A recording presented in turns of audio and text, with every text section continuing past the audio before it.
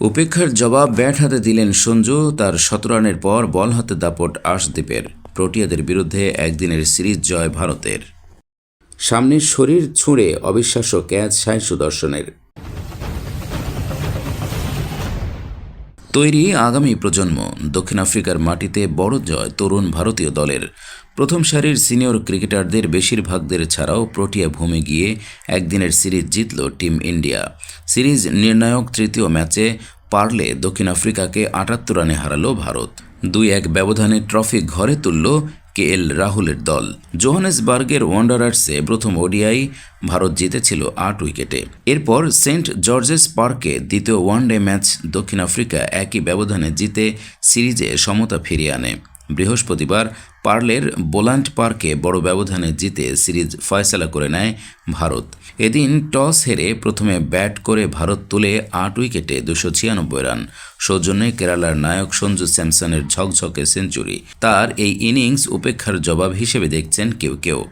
এদিন ভারতের হয়ে ওপেন করেন রজত পাতিদার ও সাই সুদর্শন। পাতিদারের আন্তর্জাতিক অভিষেক হয় এদিন। রজত সাই জুটি জ্বলে উঠতে পারেনি বোল্যান্ড পার্কে। ৪৯ রানে ভারতের ২ উইকেট চলে যায় ৮ ওভারের মধ্যেই। রজত ১৬ বলে ২২ ও সাই ১৬ বলে ১০ রান করে আউট হয়ে যান। ৩-এ সঞ্জু স্যামসন। তাকে সঙ্গ দিতে এসে ৪-এ নেমে ডাহা ব্যর্থ হন অধিনায়ক রাহুল। ৩৫ বলে ২১ রান যোগ করেন তিনি। এরপর সঞ্জুর সঙ্গী হন তিলক ভার্মা। ১৩৬ বলে ১১৬ রানের জুটি গড়েন তারা। ৭৭ বলে ৫২ করে ফেরেন তিলক। ৬-এ নেমে রিঙ্কু রানের গতি আনার চেষ্টা করেন।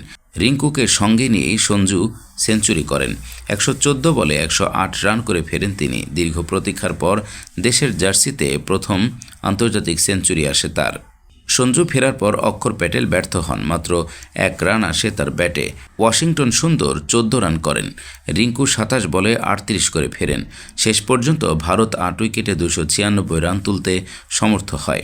এদিন বিউরান হেনরিক্স ৩টি উইকেট পান। নান্দ্রে বার্গার নেন ২টি। একটি করে উইকেট লিজার্ট উইলিয়ামস, উয়ান মালদার ও কেশব মহারাজের।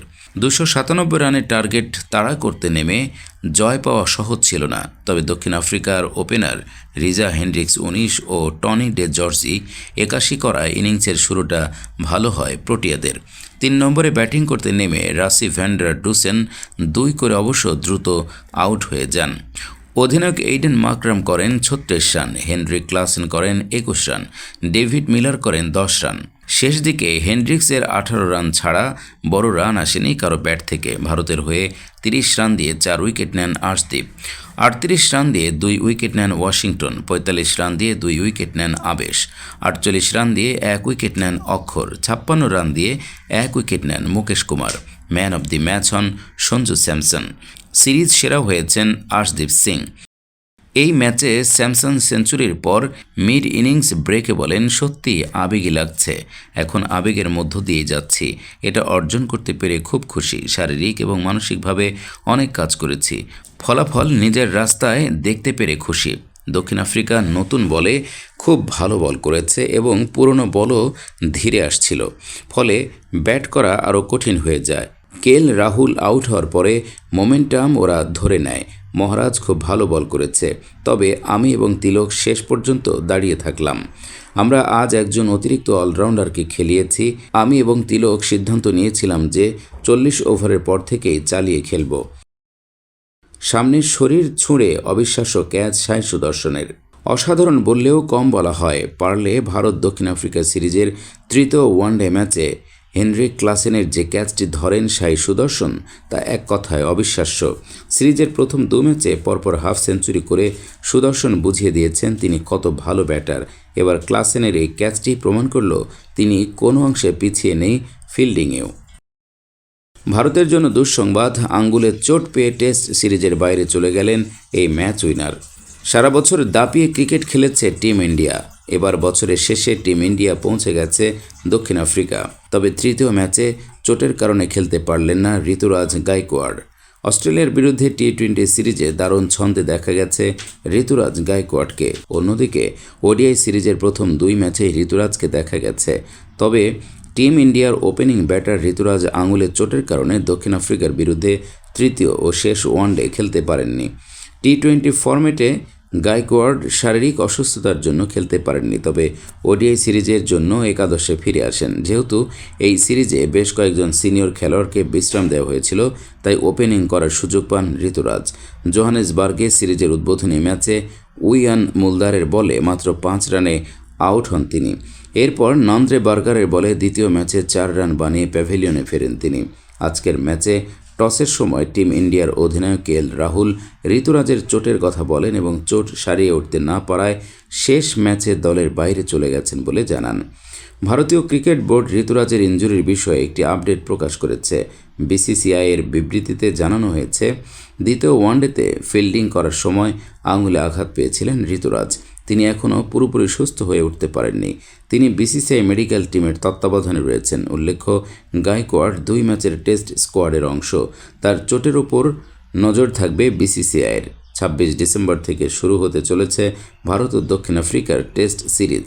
সময় মতন সুস্থ হয়ে উঠতে না পারলে এই সিরিজ থেকে বাইরে চলে যাবেন ঋতুরাজ এবং বিসিসিআই একজন বদলি খেলোয়াড় আনতে পারে।